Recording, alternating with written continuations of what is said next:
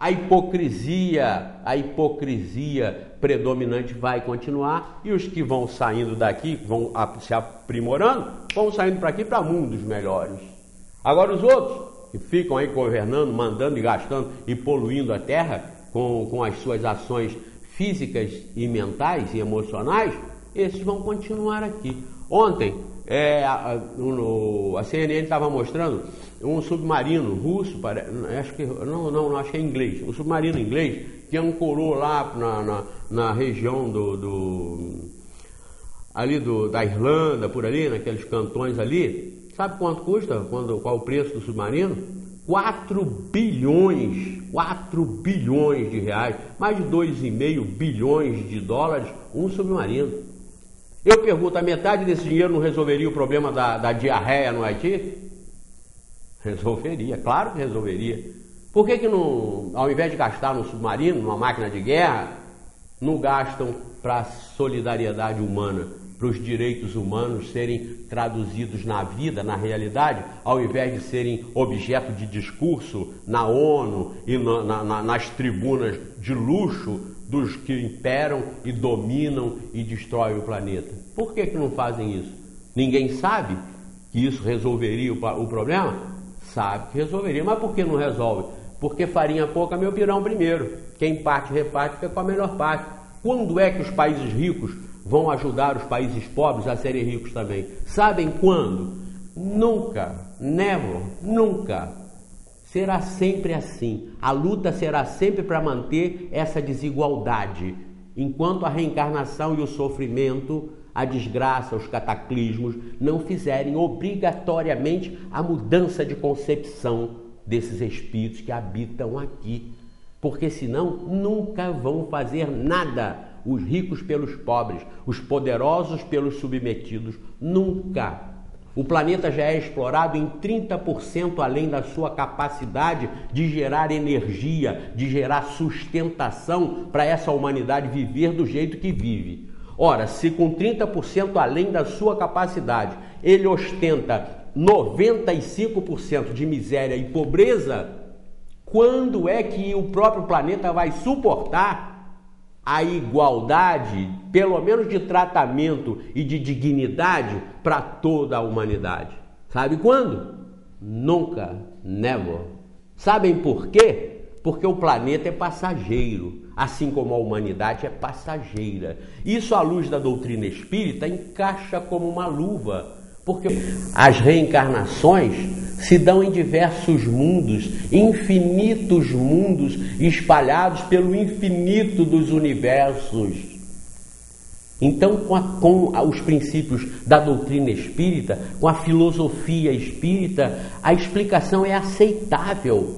Isso aqui pode ser destruído, que nós não vamos deixar de existir e nem deixar de progredir, de evoluir, habitando outras humanidades em outros planetas, em outros mundos espalhados pelo universo infinito. Olha que consolador. Então todos os que sofrem aqui, os que passam pela morte prematura, como esse rapaz, não estão abandonados de Deus, estão num processo evolutivo, em que essa morte brusca, essa morte antecipada, entre aspas, para nós, não foi antecipada para o espírito que cumpriu ali uma missão, que cumpriu ali um processo na sua expiação ou na sua prova, e que com aquele processo também envolveu os seus familiares, os seus amigos, também envolveu toda a sociedade que lhe possa dar atenção e possa ter acesso ao conhecimento, para que se reflita a respeito disso. Nós não temos filhos, nós somos todos filhos de Deus.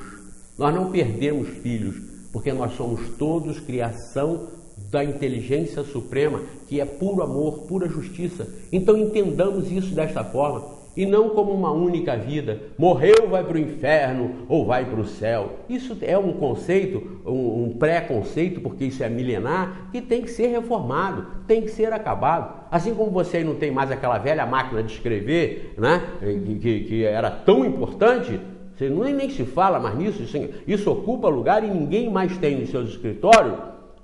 Assim como isso foi reformado e substituído pelo computador, esses preconceitos horríveis, esses preconceitos negativos e que ancoram a humanidade no seu processo de evolução, tem que ser reformado. Tem que ser reformado. E a reforma está aí, ó. Deus continuará existindo sempre. A alma continuará existindo sempre, mas com o processo da reencarnação para habitar vários mundos e para ser perfeita. O planeta Terra não é o exemplo de Deus, da humanidade, da perfeição e da imperfeição. Não, o planeta Terra é uma escola primária.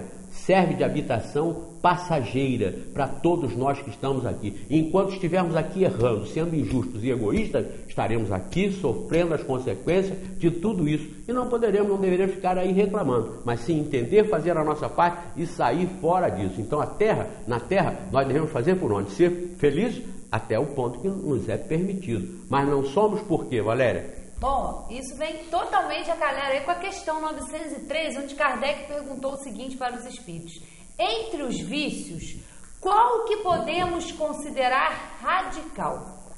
E a resposta dos espíritos: já dissemos muitas vezes, o egoísmo, dele se deriva todo o mal. Estudai todos os vícios e vereis que no fundo de todos existe egoísmo. Né? Exatamente. Continua aqui a resposta, a gente leu só um Exatamente. Vejam como o Livro dos Espíritos, como a doutrina espírita, que está consubstanciada em toda a sua estrutura, está consubstanciada no Livro dos Espíritos. Só estudem Livro dos Espíritos para conhecer verdadeiramente o Espiritismo. Não percam tempo com bobagens aí de fora, que se diga espírita, seja de Chico Xavier, de Waldo Franco, de Raul Teixeira, seja de quem for.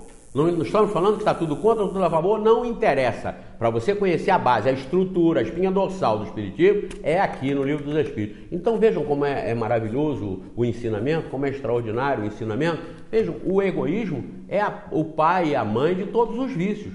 Nós somos tudo que somos porque nós somos egoístas. À medida que nós fomos trabalhando contra o nosso egoísmo, contra as nossas deficiências que querem tudo para nós, que primeiro nós, que tudo para nós, que nós e nós e nós vamos alcançando energias e compreensão para lutarmos contra isso e mudarmos as nossas atividades.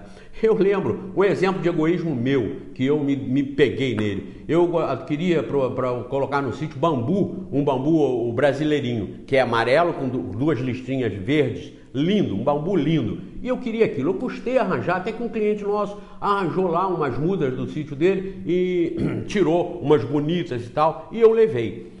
Cortei as pontas lá, o meu caseiro cortou as pontas para plantar e eu fiquei com as mais bonitas. A sobra, o meu amigo, meu irmão, sócio e meu assessor nesse programa, que é o Hermes Aguiar, o Hermes também queria. E eu, quando separei as mudas lá no meu, sobraram as pontas. Aí o moço perguntou: doutor, o que nós vamos fazer com essa... Aí eu lembrei, falei: vamos dar para o Hermes. Não dá para o meu, ele também quer, vamos dar. Eu fiquei com as coisas mais lindas do mundo e rachei aquelas pontas para ele. Mas como ele mora num lugar quente, ele tinha um sítio num lugar muito quente, Cachoeira de Macacu, aqui no estado do Rio, é um lugar quente, muito fértil, uma terra excelente, e eu lá na montanha, eu a 1.400 metros de altitude, nas bases dos Três Picos, aqui entre Friburgo e Teresópolis, no estado do Rio, Brasil, eu levei para o meu, e ele levou para o dele aquelas pontas que eu imaginei, coitado, mas eu ia jogar fora, dei para ele. Passados uns 2 anos, quando eu fui no sítio dele, 1 ano e pouco, eu vi um bambuzal lindo, daquele que eu queria. Eu falei assim: mas rapaz, você tinha um bambu? Ele falou: não, foi aquelas mudas que você me deu. E a minha muda lá no alto da serra, elas não tinham passado da minha altura. Estava com 1 metro e pouco e uma meia dúziazinha de bambuzinho, mas muito mesmo, muito daquele fraquinho. Eu caí na realidade.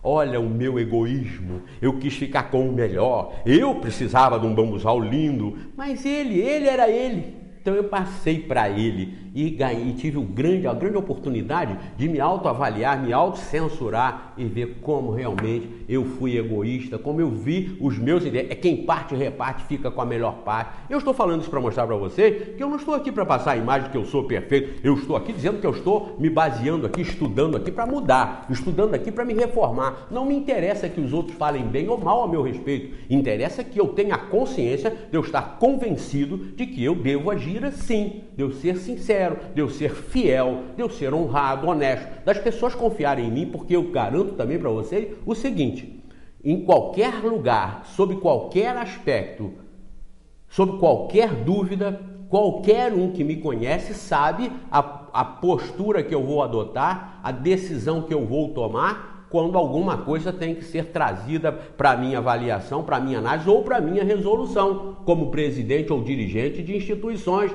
ou como profissional. Sabem. Tem pessoas que não me procuram como profissional porque sabem que querem dar uma arrumação, uma arranjada na situação, que eu sou incompatível com isso. Então eu até profissionalmente perco clientes, que eu não me lamento por isso, porque eles não têm coragem de me fazer uma proposta para eu atuar na minha profissão, que permite o sujeito atuar de qualquer maneira, e os grandes e bons profissionais na minha área são aqueles que macomunam e que se corrompem normalmente, mesmo tendo sido antes disso ex-ministros da própria justiça, eles estão prontos a cometer injustiça por dinheiro, eles não me procuram porque sabem a minha posição.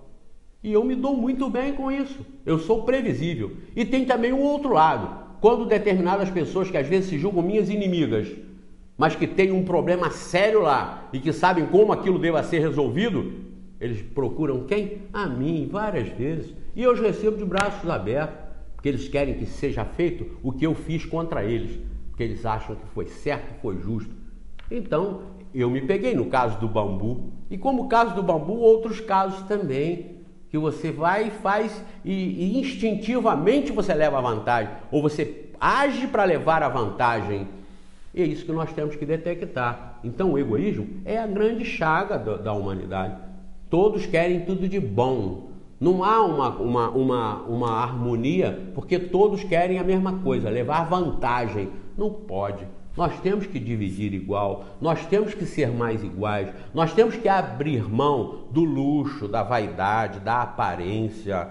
Pessoas que morrem para aparentar aquilo que não são, morrem para aparentar. Eu já contei um caso para vocês de umas pessoas conhecidas que nós tínhamos na cidade, aí há uns 30 anos mais ou menos. Eles iam para o clube e levavam a garrafa de uísque, desse uísque mais famoso, na época acho que era White House, uma coisa assim, White Horse. Ele levava aquela garrafa com guaraná, levava de casa, chegava na mesa, botava a mesa, ficava sentado, aí com guaraná fingindo que estavam tomando uísque, porque eles não tinham em casa dinheiro para comprar comida, mas iam para o clube fim de semana e tinham que aparentar que estavam tomando o melhor uísque que tem. E amigos comuns meus e deles sabiam que eles em casa faltava às vezes comida, mas tinham que mostrar. Então vejam bem, primeiro passo para a transformação, admitir as inferioridades. Admitir o erro que nós todos no planeta Terra temos.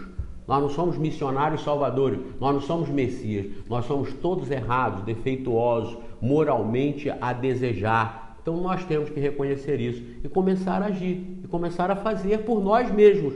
E consequentemente, essa ação em nosso favor vai representar e vai espargir ao nosso redor o exemplo. E nós vamos contagiando outras pessoas a agirem da mesma forma. Então está aí a maior chaga da humanidade, o egoísmo, que nós temos que lutar e extirpar de todos nós. Bom, eu não posso deixar de fazer a próxima, que é a questão 914, onde Kardec pergunta: estando o egoísmo fundado no interesse pessoal, parece difícil extirpá-lo inteiramente do coração humano. Chegamos a isso?